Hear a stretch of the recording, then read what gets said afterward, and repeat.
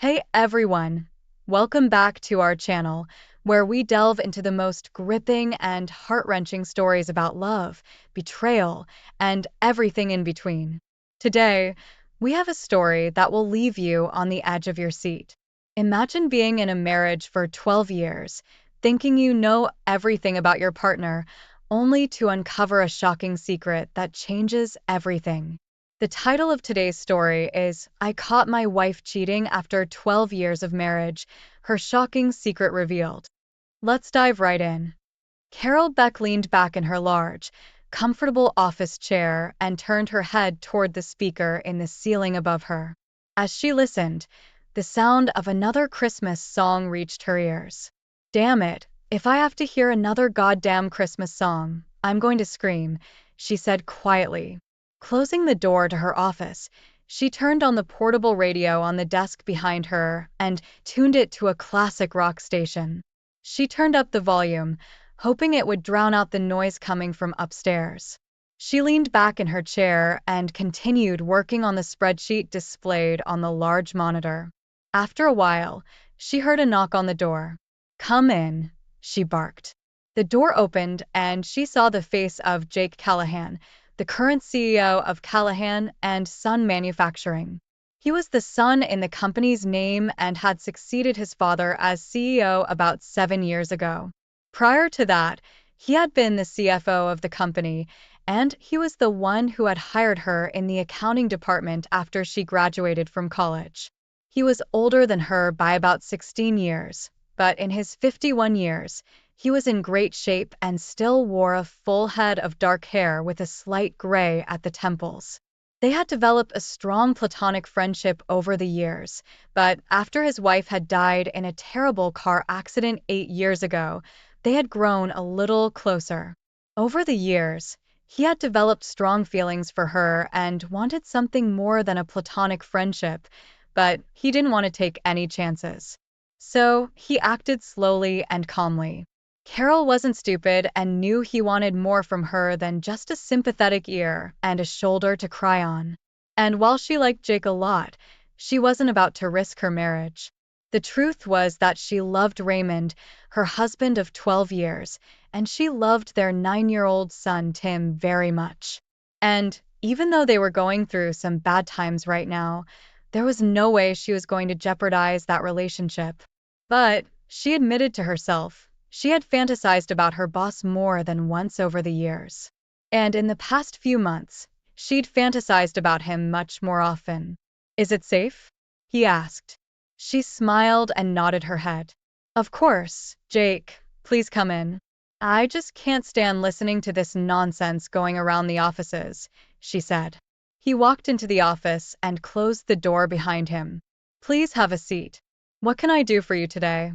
I was wondering if you'll be going to the company Christmas party this year or skipping it like last year," he asked.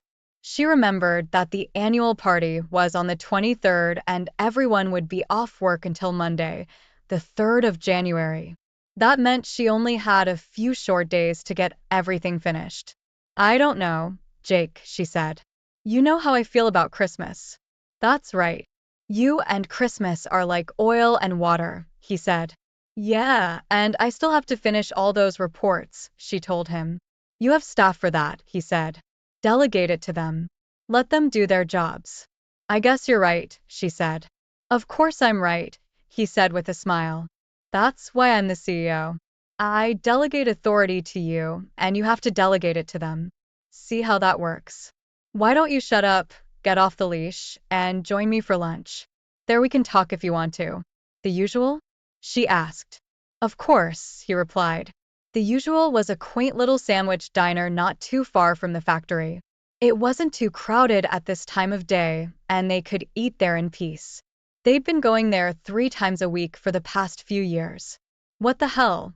she said. "Why don't I just take care of business and meet you there in 20 or 30 minutes? "Sounds like a plan," he said. "I'll see you there." A little less than half an hour later, Carol parked her BMW and walked into the diner. Jake was sitting at a table waiting for her. He smiled and waved at her. "I hope you don't mind, but I ordered your usual dish," he said. "Pastrami on rye bread," she asked. Of course, he said, feeling proud of himself for taking her order. Of course. She'd been eating the same dish at this diner for months now, so it was a pretty safe assumption. Thank you, she said. The waitress brought their drinks and hurried to her seat. Jake stared after her as she took a sip of her Coke. Okay. Well, that's enough, sis, he said, using his favorite name for her. She smiled and set the glass aside. She didn't mind him calling her that. She was an only child, and the idea of being someone's little sister appealed to her. What do you mean? She asked. You don't have to call me that, he said. I've known you too long. It's not just your usual Christmas, ha. What's wrong? Is it the nerd thing? It was Jake's nickname for Raymond, his way of showing disrespect to Carol's husband, and she hated it. Please, I asked you not to call him that, she said with a note of irritation in her voice. You're right, Jake said. I shouldn't have said it, and I regret it. But let's face it. He's a computer repair guy, and you're a top executive. You deserve so much more than that. Actually, Jake, Ray is a senior field engineer. He designs multi-million-dollar network infrastructures all over the world. He's damn good at what he does. He's highly sought after and well respected, Carol said. Good. But still, you make 3 or 4 times what he does, asked Jake. Something like that. Yes, she replied. Doesn't that bother you too? No, not really, she said. I know what you're thinking, that I'm the primary breadwinner, staying home with the baby while he's traveling around the country doing his own thing. Exactly, Jake said. Hell, it would bother me if my wife made 3 times as much as I do.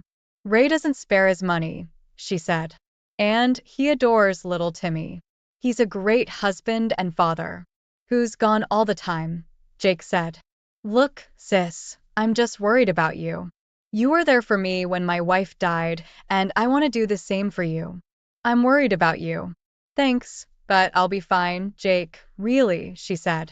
But something else is eating you up, isn't it? He asked. She swallowed her food and thought for a moment before she spoke. Christmas Eve will be 15 years since my mom died of a heart attack, working to the point of exhaustion to take care of us, she said quietly.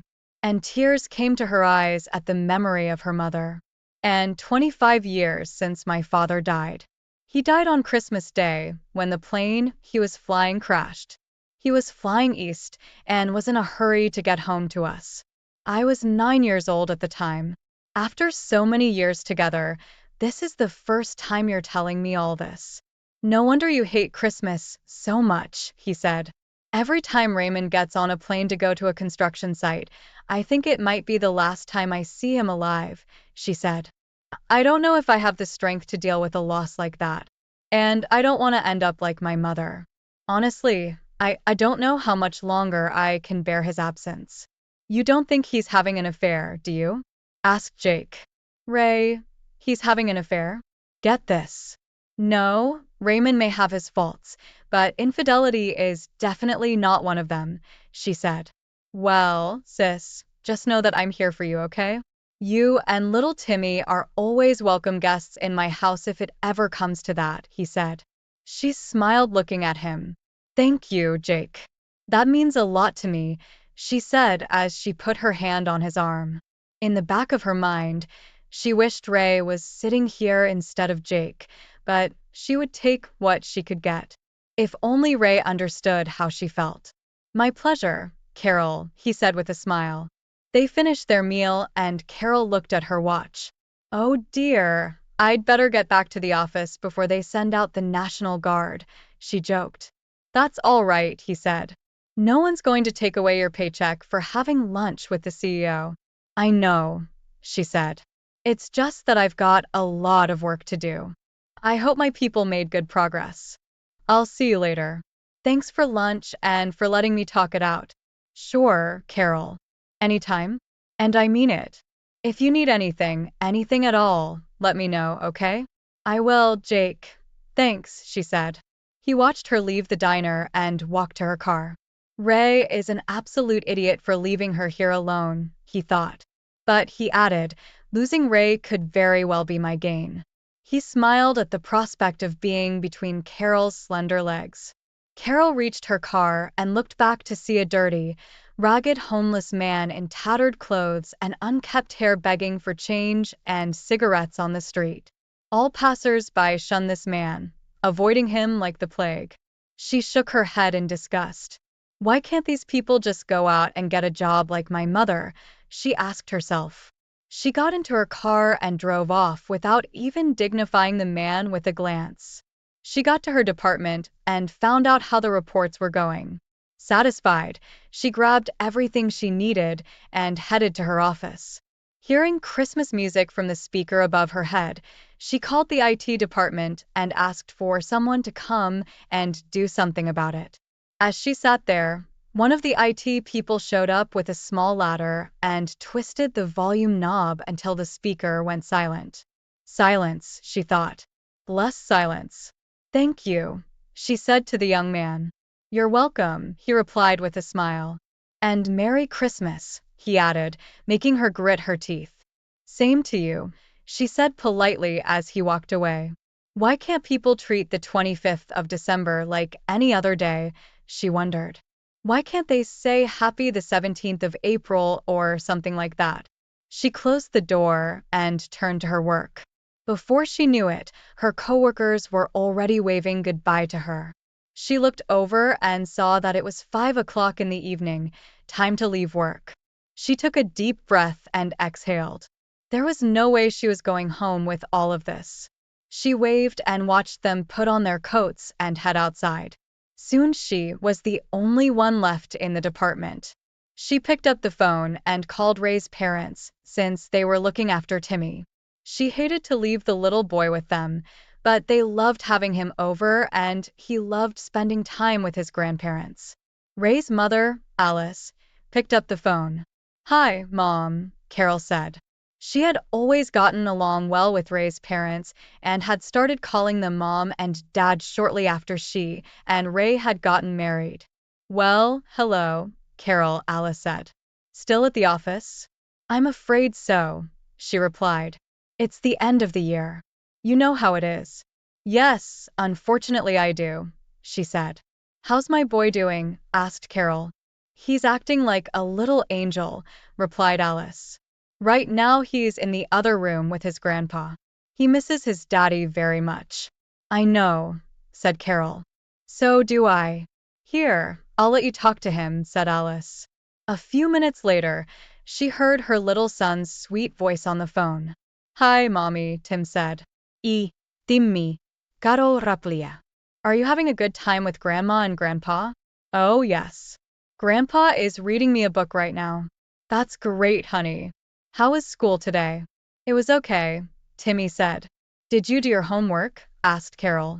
Yes, I did, and Grandma even checked it for me like you do, said Timmy. That's good, said Carol. I miss Daddy, said Timmy. Do you think he'll call me tonight? I'm sure he will, honey, said Carol. I'm hoping he will. Will he be home for Christmas? I think so, yes. You know how your daddy loves to spend Christmas with you. She said I love spending Christmas with him, too, Timmy said. Well, I know you're probably busy, so I'll let you go. I love you, Mommy. She couldn't help but smile.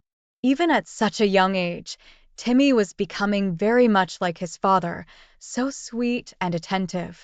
I love you, too, sweetie, she said. Give Grandma and Grandpa a kiss goodnight for me, okay? I will. Bye. She heard him hand the phone back to Alice. Are you going to be working late again tonight? Asked Alice. I'm afraid so, Mom, replied Carol. Actually, I'll be working late every night this week. I have to get everything done before the party on the 23rd, and that's only a couple days away. Could you look after Timmy if Ray doesn't get home early? I hate to ask, but I'm under the gun and with Ray gone. Say no more, Carol. I understand, Alice said. Thanks, Mom. I appreciate it more than you know, Carol said. It's not a big deal. We love having little Timmy here with us. He looks so much like Ray and George just loves having him around, said Alice. Thanks again. They finished talking and Carol felt sad. She was grateful to her in-laws for looking after Timmy, but she felt a little ashamed that she couldn't work and take care of her son at the same time. If only Ray were home. She pushed the thought out of her mind and plunged into her work. When the phone rang, she looked over and saw it was Ray calling her. Why was he calling so late? It was 20 past 7 p.m., but then she remembered the 2-hour time difference between Dallas and Seattle. She answered the phone. "Hi, honey," she said. "How are things in Seattle?" "Crazy," he replied. "I just broke for lunch and tried to call home. Figured you were still at work when I got the answering machine." "Yeah, it's the end of the year. You know how it is," she said. "I know. Timmy's at mom and dad's, I take it," he asked. "Yes, your parents were a godsend," she said. "Little Timmy misses you very much." "I miss him, too," Ray said. "He's not the only one," she said. "I miss you so much, Ray." How much longer is this going to go on? It was an old argument and Ray hated it, but he didn't want to argue with his wife. Not tonight, he didn't. Not this close to Christmas. "I miss you terribly, too. Honestly, I don't know. Hopefully not for too long, but we've talked it all to death. It's part of my job. There's nothing I can do about it," he said. I know, Carol said. "I just don't know how much more I can take." "Join the club," he said. "Are you coming home soon? Will you be here for Christmas at least?" she asked. "Oh, you've developed a fondness for Christmas, have you?" he asked with a chuckle. "Of course I want you home right now, but I'm worried about Timmy. You know how much he loves spending Christmas with you," she said. "And I love spending Christmas with you too, even if you hate Christmas," he said. "I'm doing my best to get this over with as soon as possible so I can get out of here and go home for good." "So you work at midnight, too?" she asked. "Yes, I'm working 16 hours a day to finish this case. It's a very big project and I'd like to finish it before the deadline." "I understand," Carol said. "Just do me a favor and call your son. He misses you very much." "I will," Ray said. "And Carol?" "Yes. I love you more than you know," he said. "I love you too, honey," she replied. They ended their conversation by exchanging sweet nothings and Carol went back to her work. She sat at it for a little over an hour before she realized how tired and hungry she was. She shut down her computer, looked around her Spartan office devoid of decorations, put on her coat, then turned off the lights and headed for the exit. "Good night, Mrs. Beck," the night guard said as she left the building. "Good night, Charlie," she replied, grateful that he hadn't wished her a Merry Christmas. Most of the staff knew how much she hated the holiday. She got in her car and headed home. Her house was easy to spot. It was the only one on the block without Christmas lights and decorations. Ray liked to decorate the house every year, and if she let it go, it could be seen from orbit. He told her it was for Timmy, but really it was for him, too. He loved Christmas and Timmy got that love of the holiday from him. But for most of the last 6 weeks, Ray had been in Seattle, coming home only on weekends to see her and Timmy, except for last weekend. He'd run into a problem, and his whole team had worked all weekend to fix it. At least he'd called every night to say hello and talk to them a little. But that wasn't enough. She pulled into the garage and closed the door. She went into the house and turned off the security alarm. The house was dark and quiet, too quiet even. She walked into the living room and was glad Ray didn't have time to decorate and put up the Christmas tree. He loved doing it with Timmy, but this year he just didn't have time. She saw a note on the kitchen table along with the day's mail. It was a note from Alice letting her know that she had put the lasagna in the oven since it was too hot in the refrigerator. She smiled. Alice was such a kind woman and reminded Carol very much of her own mother. She looked through the small stack of mail, bills, credit card ads, and Christmas cards from Ray's family. Of course, all the cards were from his family and now hers. She was an only child, as were her parents. Her grandparents had died before her mother, so she had no one to call family. No aunts, no uncles, no cousins. Just her. Thus, Ray's family became her family. He was from a large family, and they were all so close. She envied him for that. She found the lasagna in the oven where Alice had left it. It was still pretty warm, so she cut off a small piece for herself and sat in the living room watching TV while she ate it. She ate the lasagna, had a glass of wine, locked up the house, and headed upstairs to bed. On the way, she stopped at a picture on the wall. In it, she was pictured with her parents when she was about 7 years old. They were all smiles in the picture and seemed so happy, so full of love. She brushed a tear from her eye as she looked at the photograph. If there was any justice in the world, they would be alive, she thought. At least a little justice. Is that too much to ask? She said quietly before heading for the bedroom. Why can't you be home with me? She asked the pillow. Don't you know how much I need you right now?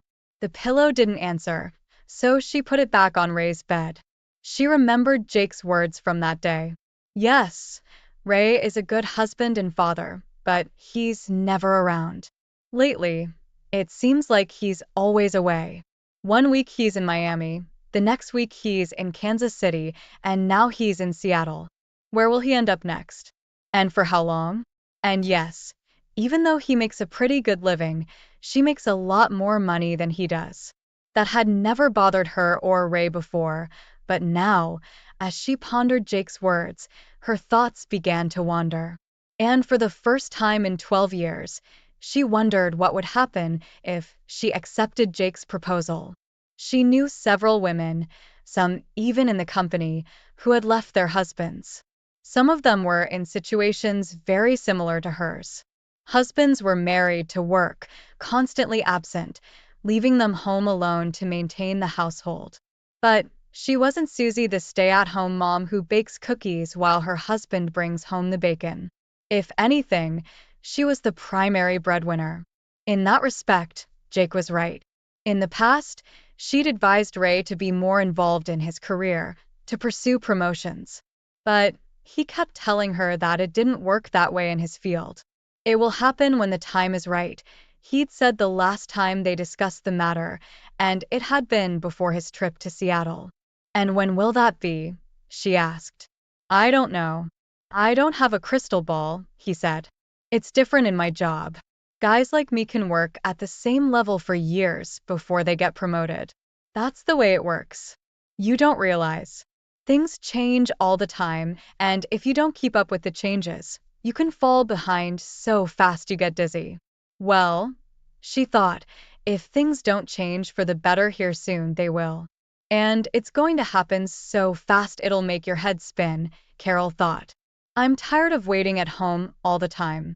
Tired of telling our son that his daddy will be gone for weeks at a time. She thought about the other women and how they talked about their extramarital affairs. As long as their husbands don't know, no one suffers. That's what they said. She thought of Jake and wondered what it would be like to slip into his bed. What it would be like to offer herself to him the way she'd done with Ray. It would be so easy to do, she thought. With Timmy gone and Ray in Seattle, she could easily call Jake and spend the night at his place. No one would ever know. She made herself a cup of tea and, putting on her robe, sat in the front room, mulling over her options. After all, this was the first time she had even considered cheating on her husband. Would she be able to bring herself to do it? However, there was another problem. What if Ray found out? What would he do? Would he divorce her? Or would he understand her needs and let her go out with Jake when he wasn't home? They'd never really discussed the issue directly before, had they? It wasn't on purpose.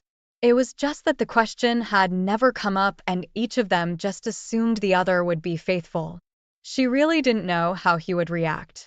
In the end, she decided to take her time and see what would happen after the holiday. When the laundry was done, she put the laundry in the dryer and went back upstairs. She went back to her bed and fell asleep, wondering if she was really going to make it. The next 2 days were basically a repeat of that Monday. She got up early, showered, got dressed, ate a bagel and a cup of coffee, went to work, stayed late, came home, and then went to bed. Every day she talked to Timmy, Ray, and his parents. On Wednesday, she went to George and Alice's house and had dinner with them so she could spend time with Timmy, who was very happy to see her. During those 2 days, she tried to avoid Jake as much as possible. He offered her lunch both days, but she declined, citing her workload. That Wednesday, when she got home from her meeting with Timmy, the phone rang. It was Ray, and she answered it. "Are you really home?" he asked. "Of course I am," she replied. "Actually, I just got home. I had dinner with your parents and Timmy tonight. That's what they told me." "So, I take it you finished all your end of the year stuff?" he asked. "Pretty much. Just some last minute formatting left to do, and that's it," she replied. "Well, how are things going in Seattle?" "Actually, it's going very well," he said. "We've got everything set up and planned to switch over tomorrow afternoon. If all goes well, we'll be done tomorrow night." "So, when do you plan to be home?" she asked. "The earliest I can fly out of here is 2 p.m. on the 24th. There's a 2-hour layover in Denver, so by the time I get home from DFW, it'll be pretty late," he said. "But at least I'll be home for Christmas. Promise me?" she asked. "Of course," he said. "God willing, the river won't rise," he added, doing a bad John Wayne impersonation. She laughed. "Well, you'd better be home, buckaroo," she said. "There's a little boy here who misses you very much. And I miss you, too." "I miss you guys, too," he said. "More than you realize." "I love you, Ray," she said quietly. "I love you, too, honey," he said. "Are you going to the party tomorrow?" "Yeah. You know they expect me to be there the whole time," she replied. "Are you planning on spending the night there?" he asked. "Maybe depends on how I feel," she replied. "Be careful, though. I'd hate for you to have an accident," he said. They finished talking and Carol lay in bed, her thoughts scattering in all directions. She loved Ray very much, but some part of her still wanted Jake. The next day, she finished the reports by noon, printed them out, and handed them to Jake. He took them from her and calmly looked them over. "As always, Carol, you've impressed me with the reports. I'm sure the board of directors will agree," he said. "That's good work. Why don't you finish the job? Give your people a little vacation for the work they've done. You're going to the party tonight, aren't you?" "Yes, I'll be there," she said. "Will your husband be going with you?" he asked. "He's still in Seattle. He won't be able to leave until tomorrow afternoon," she told him. Jake nodded his head and handed her a card. "I took the liberty of booking a room for you just in case. I'd hate to see you get locked up for a DUI. You can check in any time this afternoon." This wasn't unusual. Executives and board members were usually expected to stay for the entire event and usually gathered for a brief meeting after the party. "Thank you for remembering me," she said. "I take it you've booked a room in the penthouse as usual?" "Yes, I booked it. The room has a hot tub and a great view of the city," he said.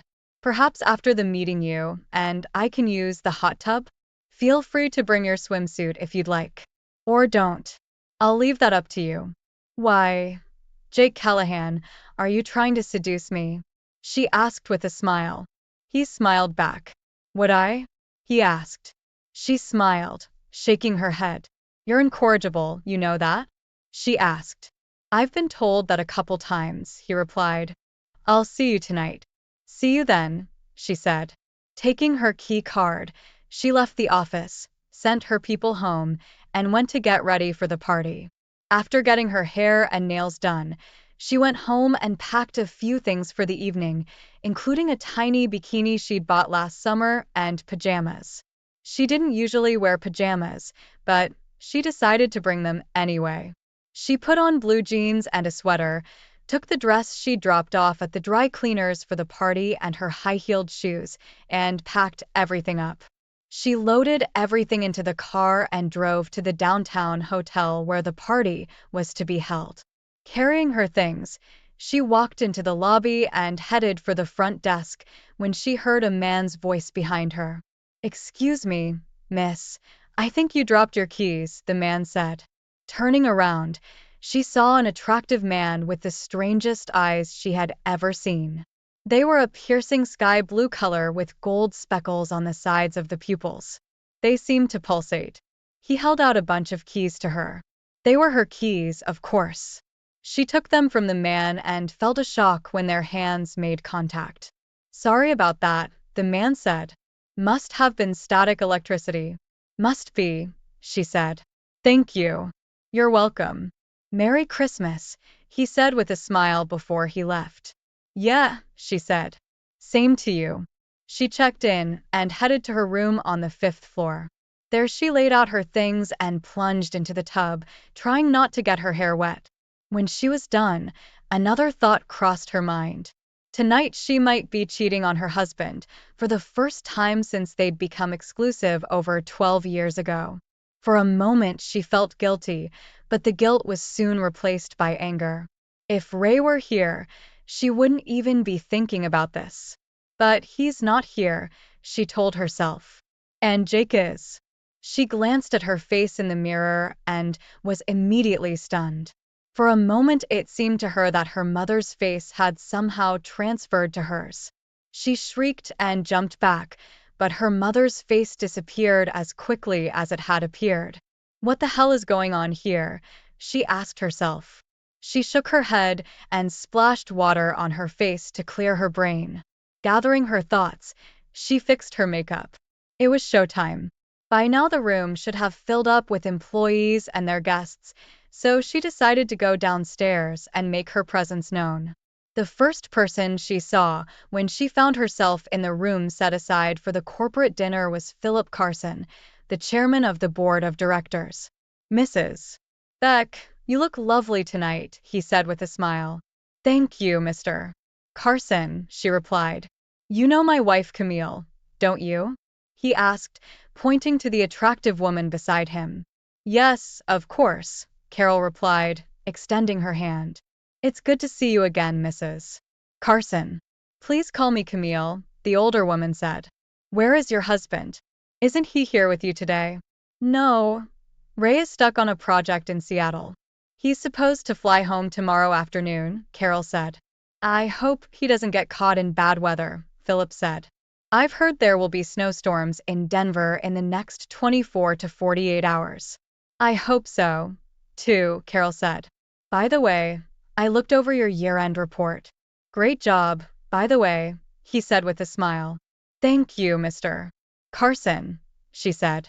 "You're welcome," he said. "I think we'd better go and socialize. It's good to see you again, Mrs. Beck. Merry Christmas." "Merry Christmas to you, too," Carol said through clenched teeth. Taking her drink, she walked down the hall, saying hello to the staff and their guests, and finally ran into Jake. His eyes nearly popped out of his forehead when he saw her. "My goodness, Carol, you look well enough to eat," he said. "Thank you, kind sir," she replied with a smile. "And may I say that you look very dressy yourself." "Well, thank you," he said. "I've been told I'm pretty good at cleaning. Perhaps after we eat we can enjoy a dance or two." "Perhaps," she said with a smile. "We'd better take our seats." "They're already starting to do something," he said. Carol took the reserved seat and ended up next to a couple of girls from her office. Jake took a seat at the main table next to Philip and his wife.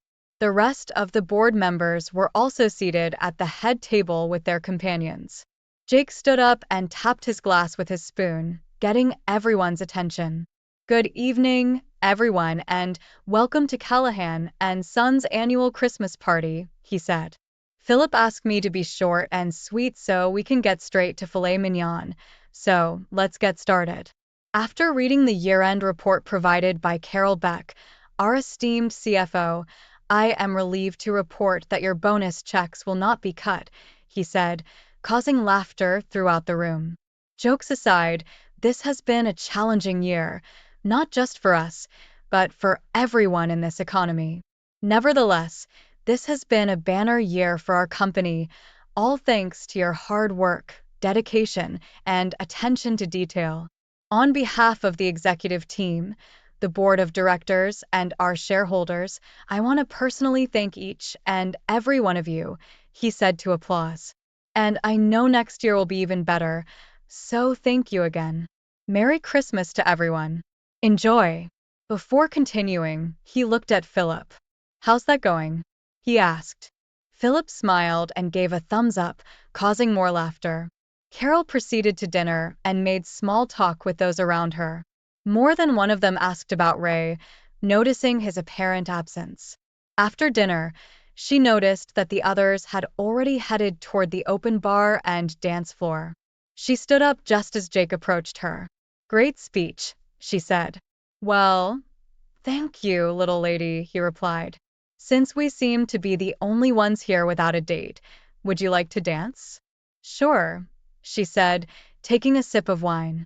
She let him lead her out onto the dance floor and noticed they were being watched.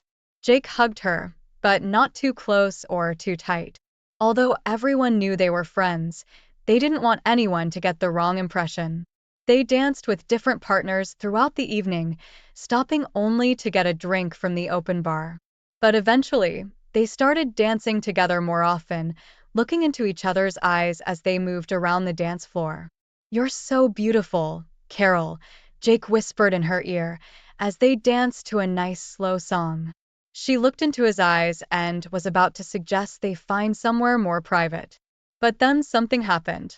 Her head suddenly exploded, and she collapsed to the floor, screaming, all thoughts of Jake gone from her mind. Everyone stopped what they were doing and looked at her worriedly. Jake knelt down beside her and put his arms around her head. Putting one hand on her forehead, he noticed that she had a slight fever. Maybe we should call an ambulance, Philip said. Carol shook her head. No, she said weakly. I'm sure it's just a migraine. Just take me to my room so I can lie down, please. She's been working a lot lately, so she probably just needs rest and something for her head, Jake said. He called over one of the orderlies who brought a glass of water and a package of Tylenol. Jake opened the package and gave her the pills, holding up the glass so she could drink the water. Why don't you let us take her to her room, mister? Callahan, said Jenny, one of Carol's coworkers. Jake nodded his head and let Jenny and Connie, another employee, carry her upstairs. He watched anxiously as they led her to the elevator. Half an hour later, they came downstairs and reported that they had put her to bed. Is she all right? Should we call a doctor? Jake asked. Ask Jake. Ask Jake. I think she'll be fine, said Connie. Her fever seems to be going down, and she's already sleeping. I think she's just tired. All last week she's been working herself to exhaustion every night. Good, Jake said. Thanks. I'll check on her in the morning. Maybe she just needs a good night's sleep. Carol woke up in a dark, unfamiliar room and wondered where she was. Looking down, she saw that someone had dressed her in her pajamas. Then she remembered Jenny and Connie helping her into the room. They also helped her change into her pajamas and put her on the bed. She looked at the clock, 12:30 p.m. At night, she dangled her feet off the bed and paused to gather her thoughts. Then she saw a light at the foot of the bed. She turned and saw her parents.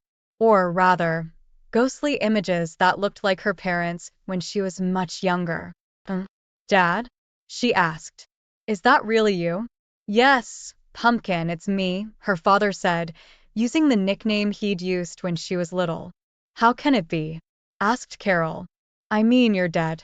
How do I know you're not just a dream or the result of undercooked meat? Her mother laughed. No, honey, it's really us, she told Carol. And yes, our bodies are dead. But the thing that makes us who we are, let's call it the soul or spirit, continues to live on. It's complicated, her father said. One day, when you come to us, you'll understand that.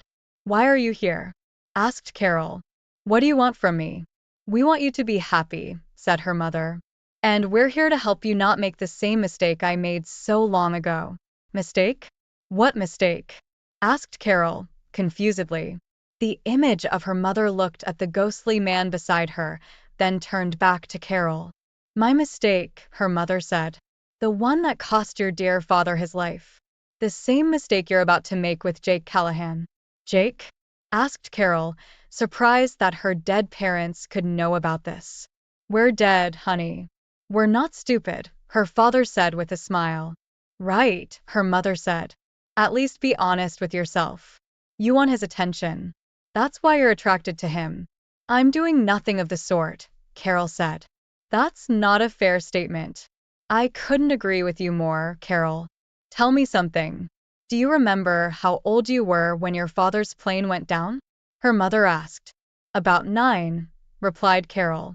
The same age as little Timmy is now, said her mother. Carol recoiled at those words. Oh my God, she thought. That's right. Do you remember where you were that Christmas? Her mom asked her. With my grandparents, Carol replied. Again, that's right. Did you ever wonder where I was at that time? I wondered, but Grandma said you were busy with people from your job, Carol said. Actually, it was just one person from my job, her mother said. One man. So you cheated on Daddy? Asked Carol, shocked. Her mother slowly nodded her head. Yes, she said.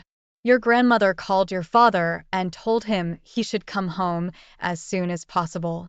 He got on the first plane he could find and rushed back to be with us. Only he never made it. Oh. Oh my God, Carol said quietly, the realization hitting her. You see, like you, I was angry at your father for being away all the time. I never thought about the fact that he worked so hard so we didn't have to. He worked so we could have a roof over our heads, food in our mouths, and clothes on our backs. But I was too selfish and self-centered to care about that, says the ghostly image of her mother. I wanted what I wanted, and that was all that mattered to me. Sound familiar? The image of her father asked, reminding her of the way he used to talk to her when he corrected her for something she'd done wrong. Oh my God. Yes, familiar, Carol said quietly. And you forgave her for what she did? Where we are, there is no anger or need for revenge or retribution, he said. She was forgiven, and that's all that matters. So yes, I have forgiven her. And this is what exactly? Some kind of intervention, asked Carol. You could call it that, said her mother. Well, you have my attention, said Carol. I promise that will never happen to me. I love my husband and my little boy. I'm sure you do, Carol, her father said. But that's not the only problem that's bothering you, is it? I suppose not, Carol said. So, what's going to happen now?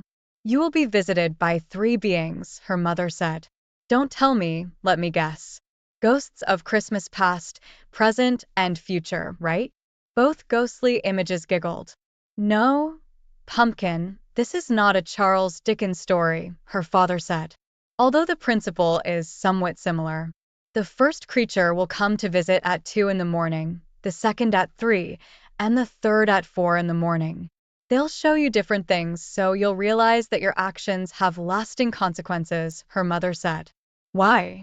Why are you doing all this for me? Carol asked. Asked Carol. Asked Carol. Well, you asked for justice, said her father. Obviously, we can't be brought back from the dead. But perhaps we can help you avoid the mistakes we made. Not just for you, but for Raymond and little Timmy. Timmy? Asked Carol. Of course, said her mother. Everything you do affects him, too. I never thought of that, said Carol. Our time here is almost up, Carol, her father said. It's time for us to go back, but remember that we're always watching over you. Can I have a hug, please? I've missed you guys so much, Carol pleaded. We've missed you too, dear, her mother said. And we'd love to hug you. But unfortunately, we can't contact each other. Just know that we love you and always will, no matter what. I love you, Carol said with tears in her eyes. And we love you too, Pumpkin, her father said with a smile. And with those words, They disappeared into the darkness again. Carol reached out her hand to the empty spot where they had appeared, but felt nothing. Shocked, she crawled back under the covers and looked at the clock. 1 a.m. Surely it was just a dream, she thought. But if it wasn't, it was only an hour before the first visitor arrived, so she closed her eyes and tried to sleep. Wake up! Wake up! Carol jumped up at the sound of a voice that brought her out of her slumber. Sitting up in bed, she rubbed her eyes to see who had the nerve to wake her up. She looked at the clock in her room and saw that it was already 2 in the morning. Oh shit, she thought.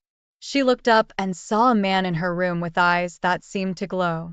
Something about his appearance seemed familiar to her, but she couldn't pinpoint what it was. Get up and go to them, the man called out. Rise and shine. We have places to go and people to see. Who the hell are you? She asked. Well, I'm certainly not the ghost of Christmas past, if that's what you're thinking, the man said. My friends call me Cam, so I guess you can too. Come on, get a move on. Can I at least go to the bathroom? She asked. Well, if you have to, just make it quick, he said. Hurry up. Jeez, what is it with you women always having to go to the bathroom? He asked Riley as Carol closed the bathroom door. A few minutes later, she came out and looked at him, and then she remembered where she'd seen him before. I know you, she said. You're the guy who handed me the keys in the hotel lobby. That's right, he said with a smile. Now take my hand and hold on tight. It's time to take a little trip down memory lanes. It was as if he was typing something on an invisible keyboard, and suddenly they were in a room that looked like the living room of a small house. A man and a woman were sitting on a couch watching a young girl play a song on an old piano. A small dark cat sat next to the girl. When she finished, the man and woman clapped their hands and the man hugged the girl. That was so great, Pumpkin, the man said. You're doing really well. Thank you, Daddy, the girl said, and a smile lit up her whole face. Carol brushed a tear from her eye as she watched the scene. Do you remember that? Asked Cam. Carol nodded her head. Yes, I was about 8 years old. I wanted to take piano lessons, and my parents bought an old piano from a church that had just gotten a new one. I took lessons for a little over a year. I loved playing for my dad, she says. I know I sounded terrible, but when he talked it was like listening to liberos. The cat seems to like it too, Cam said. Twix. I'd almost forgotten about her, said Carol. You named your cat after a candy bar? Asked Cam. Carol laughed. Yeah, it just suited her, she said. How long did you have her? We lost her about 6 months after my father died, she said. It was a nice sunny day, and I decided to go for a bike ride. She ran out of the house when I opened the door and got hit by a passing car. The guy tried to go around her, but he couldn't. She died in my arms, she added with tears in her eyes. Please, she pleaded, looking at Cam. Don't make me relive it again. I won't, Cam said. Is that why you never let Timmy have a pet? Yes, that's why, she said. He's such a sweet and sensitive boy. I don't think he could handle losing a pet like that. Interesting, Cam said, looking at her. What about your music? I abandoned it after my father died, she said sadly. I love music, but it just stopped appealing to me. Maybe you should start taking lessons again, he said. I'm too old for that, she said. Besides, I have a stressful job with tons of responsibilities. Nonsense, he said. As long as you're never too old. And if something's important enough, you can always make time for it. Yeah, but that doesn't pay the bills, she said quietly. Uh-huh, he said. So you remember how your mother struggled financially?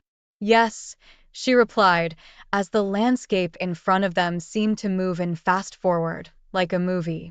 The next thing Carol saw was her mother sitting at the kitchen table, a stack of envelopes and papers in front of her. She put her head down on her hands and began to sob quietly. Carol saw a teenage version of her sitting in the chair next to her mother. She stared at the bills on the table for a minute and then hugged her mother. "If it helps, Mom, I'll get a job too," she said. Her mother shook her head and looked at Carol. "No, honey," she said. "Your job is to get an education, so you never have to go through this. But I'm 16 now. I'm old enough to get a job. Please, Mother, let me help," young Carol said. Her mother hugged her tightly before she spoke. "Thank you for the offer, Carol," she said. "It's very sweet, but it's going to be all right. We'll get through this. I want you to focus on your grades so you can get into a good college. If you really want to help, you can do a little more around the house. I'm already thinking about getting a second job." "But Mom, you already work 10 hours a day," young Carol said. "I'm worried about your health." "I know, and I appreciate it, but Mr. Harper said I could come and work a few hours at the nursery, maybe on weekends. He offered to pay me well for my time," she said.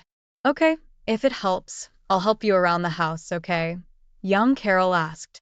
Her mother smiled and nodded her head. "That would be a huge help, honey. Thank you." Cam looked at Carol, tears in her eyes as she recalled the memories playing out before them. "Your mother died 5 years later, didn't she?" asked Cam. Tears flowed freely down Carol's face as she recalled that Christmas night. "It's okay, I won't make you see it again." Carol nodded her head. "Thank you," she said. "The last few years before she died, she worked 2 and sometimes 3 jobs. She really wanted me to finish college. Even though I took out a student loan, she made sure I had everything I needed. Your mother had a very strong work ethic and she instilled it in you, didn't she?" asked Cam. "Yes, she instilled it.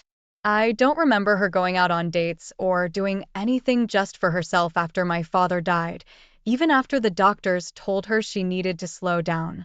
She drove herself to a heart attack," Carol said. "I promised myself that I would stay focused and do my best. I wanted to make her proud of me, and I'm sure she is proud. But your whole life hasn't been so sad, has it? You've had some happy memories too, haven't you?" "Yes," she replied, looking out at the scenery floating before them. "I met Ray my senior year of college. He was just a godsend to me, always so happy and supportive of me. I couldn't help but fall in love with him. I wish my parents could have met him. They would have loved him." "Yes, they would have loved him," he said, looking at the scenery passing in front of them. "And then there was your marriage. I'm sure it was a happy memory, as was your wedding night," he added with a wink and a sly grin. She smiled and her face flushed as she watched her handsome husband carry her across the threshold to the hotel room where they had spent their first night together as husband and wife. "Oh yes," she said. "And then there was the birth of your son, Timmy," he said, as the scenery showed her and Ray in a hospital room with a tiny baby. Ray smiled broadly as he watched his wife breastfeed their little son. Carol smiled too as she watched her young friend nursing her newborn son. "Oh yes, I'll never forget that," she said. "Ray was so wonderful." "You know, my wife and I are having twins in a few months," Cam said. "Congratulations," she said. "Thank you," he replied. "So what happened after college?" "Well, Ray got a job at Apex International IT Solutions as a network engineer, and I got a job in the accounting department at Callahan and Son," she said, as the scene in front of them changed. "At the time, Ray was making more money than me, and we were doing well. As time went on, he grew in his career and the company started sending him on more challenging assignments, some of which were out of the area. Neither of us liked that he had to travel, but we dealt with it. After Timmy was born, he didn't have to travel as often, but as he got older, things picked up and soon Ray was going away for 1 or 2 weeks a month, depending on the amount of work. Jake and I worked together, but for the first 3 or 4 years of my employment, there wasn't much interaction between us. It was a typical employer-employee relationship. 8 years ago, his wife died in an accident, and that's when he started opening up to me. He seemed to appreciate me letting him vent his frustrations, but nothing bad happened. About a year later, his father retired and he took over as CEO. Since I was senior in the department, I became interim CFO and later Jake made me permanent. We've been friends ever since, she said, looking at the scenes flashing before them. When did he start expecting more than friendship from you? Asked Cam. I think a couple years after his wife died, she replied. We started going out to lunch and talking about everything in the world. It seemed so innocent at the time. He'd tell me about Ray's work and I'd listen to his frustration at not being able to find someone to share his life with. Then the petty nagging started. He never liked Ray. I don't know why. Started calling him a nerd or just a computer guy. I'd tell him Ray was more than that and he'd back off a little. But then he kept digging. Look, I'm not stupid. I know he wanted more from me than just a platonic friendship, but I always thought I could keep things under control. He is my boss after all. But the backstabbing and taunting started to affect your relationship with Ray, didn't it? Asked Cam, watching the scene in front of them continue to change. Yes, replied Carol. Ray and I started arguing about everything, about his crazy work schedule, about bills, not much of anything. And that's when you started fantasizing about Jake? I have everything in chronological order here, Cam said. Yeah, she admitted quietly, but I never did anything with Jake. I wasn't going to do it with my husband. Until tonight, Cam said, as the scene in front of them changed. In fact, if I hadn't intervened, you'd be in his bed right now, wouldn't you? She looked at him, shocked. You? You're the reason I had a migraine? She asked, as a scene appeared on the screen showing her in Jake's arms on the dance floor. Yes, it was me, Cam said. I hope it wasn't too painful. I had to act fast. Well, you sure saved me from making a big mistake, she said. He nodded his head. Maybe this time, he said. But what about tomorrow? Or the day after tomorrow? Or the next time your husband goes out of town? Or the next time you feel insulted? She turned pale as she listened to him. I wouldn't, she began. That's what you told yourself before, he said. And look what almost happened. You realize he was playing a long game with you, don't you? This isn't the result of a momentary infatuation. He's been at this for years, and I don't think he's going to stop now. Oh, God, she said quietly. Our time is coming to an end, and I need to get you back before the next visitor arrives, he said. Seriously, if I were you, I'd take some time to reevaluate my priorities. Maybe talk to a counselor. Maybe you're right, she said. He nodded his head. Come on, let's go, he said. The pictures in front of them faded, and she found herself back in her room, next to her bed. Cam wasn't there, and she looked at the clock, 5 to 2 a.m. She closed her eyes and tried to rest for a few minutes. But the rest was short-lived. She felt a change in the atmosphere of the room and raised her head. The very shadows in the room seemed to stir and take on a different form, that of a tall man in Western-style clothing with a battered Stetson and a floor-length duster. When the shadows stopped moving, she found herself looking at a man who looked like he had just stepped out of an old movie. Who you? She asked. The figure smiled, flashing his eyes. The name is Mir, ma'am. Jajo. Mia. My friends call me Eli, he said in a distinctive Texas accent, tipping his hat. And you must be Carol Beck. Yes, that's me, she said. He nodded his head. I think you'd better get up so we can move, he said. She stood and watched as he pulled a long rope out of nowhere. One end of it was tied into a lasso, and he threw the rope loop over her body. What is he going to do to me? She asked herself. Don't worry, ma'am, he said. Things might be a little bumpy. I don't want to lose you. Where are we going? She asked. This way and that way, he replied. I understand you're having a little trouble with Christmas. It's not my favorite time of year, she said. That's what I've been told. My pa told me he once felt sorry for himself because he didn't have any shoes. And then he met a man who had no feet. he said. Do you know what I'm talking about? I think I do, she said. He smiled and pulled up the rope. Hang in there, little lady, he said. Don't worry about a thing. I've got you. She saw a bright flash of light and found herself standing on stony ground near a small adobe house. Justice stood beside her and looked up at the house. Where are we? She asked. About 7 or 8 miles from Hard Rock, Texas. Christmas Day, 1854. 1854, she asked, shocked. He nodded his head. Yes, he said. Do you hear singing in there? She listened and heard several people singing old Christmas songs. She made out the familiar tune of Silent Night, and tears came to her eyes. They sounded so happy and joyful. Yes, I can hear it, she said. My pa wasn't very religious, but he liked to sing as a family from time to time, Justice said. Especially at Christmas. My brothers and I used to compete to see who could sing the loudest. Carol looked over and saw several men on horses approaching the small homestead. Who are these men? Are they Native Americans? She asked, shocked. Justice looked at the men on horses and nodded his head. We called them Indians, but yes, that's exactly what they are, he said. Weren't you scared? She asked. He grinned, shaking his head. Not at all, he said. It was originally their land. Pa made a deal with them when we first arrived. They let us settle here, work the land, tend the animals, and we shared the fruits of our labor with them. By the time we got here, most of the indigenous tribe had gone south, but some stayed. From time to time they would come, and we would break bread with them and celebrate. Mother always cooked more in case they came. The door of the small adobe house opened and 4 men stepped outside to greet the new arrivals.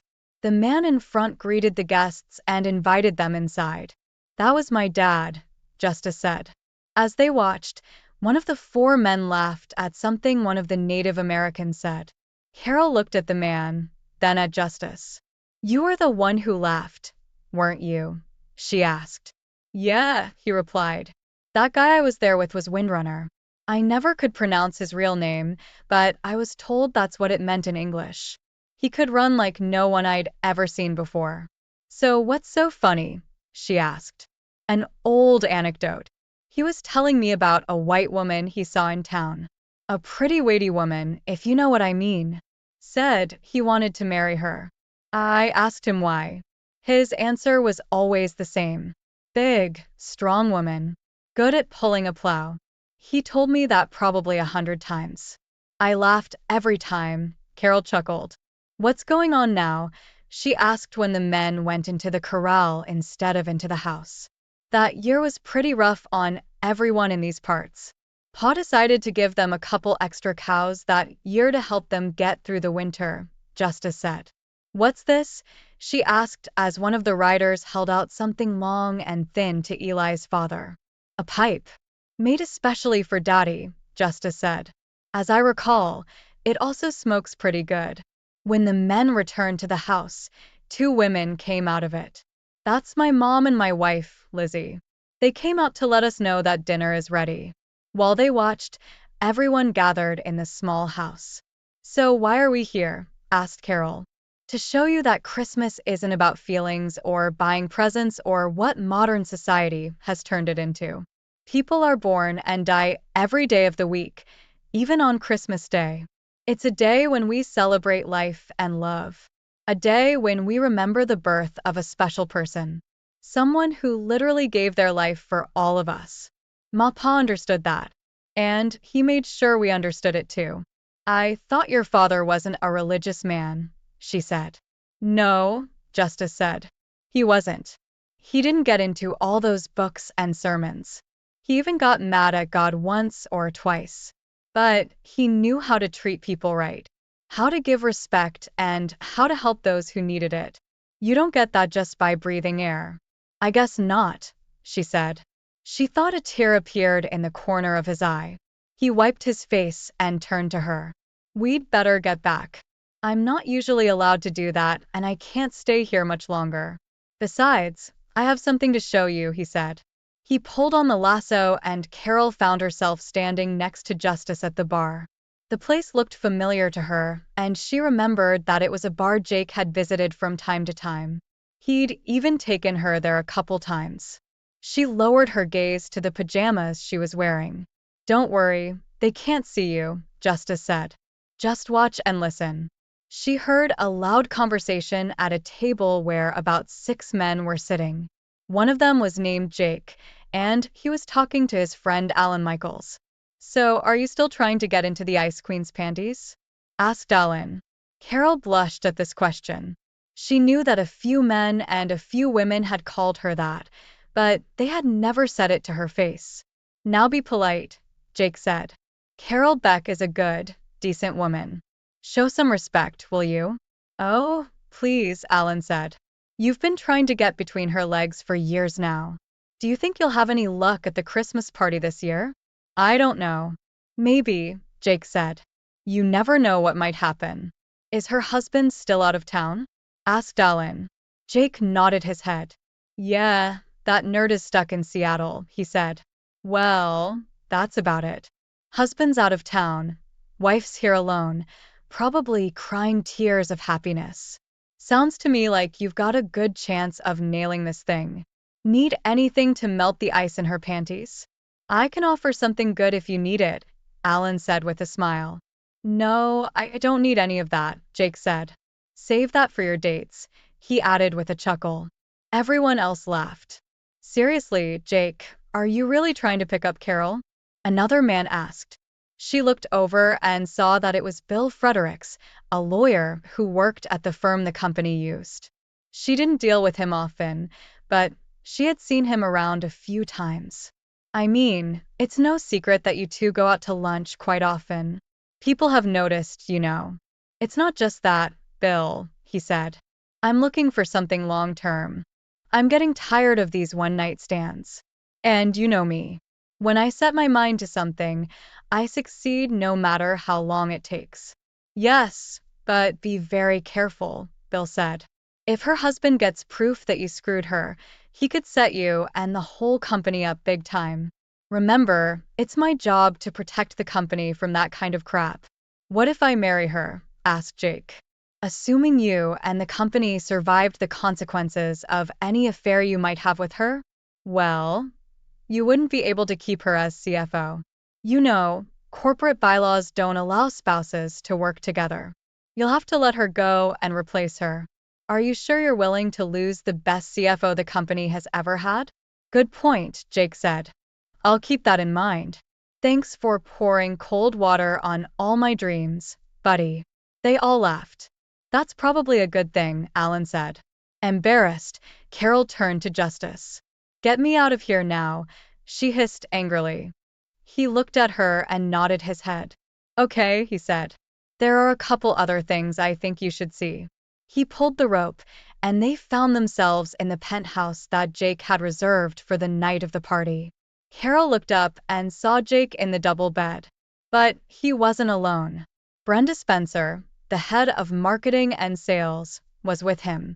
Her head rested on Jake's shoulder, and one hand rested on his chest. Brenda was recently divorced and had been caught cheating on her husband on several occasions. Carol noticed small droplets of mucus on her face. She felt like she was going to throw up. "I've seen enough," she told Justice. "Well, then you should see some more," he told her. He pulled on the lasso, and the scene changed to another hotel room, much smaller and cheaper than the penthouse they had just been in. Carol looked at the bed and saw her husband lying on his back, snoring softly. Tears came to her eyes as she looked at him. Looking around the small room, she saw the small digital frame she had given him for his birthday. On the screen flashed pictures of her and Timmy. She looked at the way the frame stood on the dresser. It was positioned so Ray could see the pictures from the bed. And then it hit her wide, just as Justice spoke. "He loves you so much that he wants your faces to be the first thing he sees in the morning and the last thing he sees when he goes to bed," Eli said. Carol burst into tears as the realization hit her. She had come so close to hurting the man who loved her and their child with all his heart, only for some strange man who saw her as a prize in some sick competition. How could I have been so stupid? She asked between sobs. It happens to the best of us, Justice said quietly. Come on, let's go. Your third guest will be here soon. One last tug of the lasso, and Carol was back in her hotel room, tears streaming down her face. She grabbed tissues and wiped her face as another flash of light suddenly caught her attention. She turned and saw an attractive petite blonde woman standing in front of her. Who are you? Asked Carol. My name is Adreshta Ramnuja, replied the woman. I know that's a bit of a mouthful, so please just call me Dr. A. Are you a real doctor? Asked Carol. I have doctorates in several disciplines, replied Adreshta. She held out her hand to Carol. Please come with me. Carol took her hand, and the two of them found themselves in a long hallway with portals on either side. What is this place? Asked Carol. This is what I call the Hall of Opportunity. Here I can show you what can happen under certain circumstances, said Adreshta. I don't understand, said Carol. You see, Carol Beck, usually by the time I intervene, the evil has already been done, and here I can envision possible scenarios in hopes of averting disaster. Nothing you see here is carved in stone, but will happen if the status quo continues. Do you understand? I think so, Carol said. Adreshta nodded her head. Good. Then let's get started, shall we? Please come with me to the first portal. Don't be intimidated. All you have to do is enter the alcove, and a scenario will play out in front of you. You will not be able to interact with anyone or anything, and no one will interact with you. You may experience lightheadedness, so keep one hand on the side rail at all times. When you feel you've seen enough, just take one step back. Any questions? None, Carol replied. Good. I will monitor your progress and answer any questions you may have. Please, she said, pointing with one hand to the first portal. Carol looked at the portal and stepped carefully into the alcove, holding onto the handrail with her hands. As soon as she stepped inside, she immediately saw her and Ray arguing in their home. How could you do this to us? Asked Ray, his face red with anger. It's just happened, Carol said in a script. I'm really sorry about that.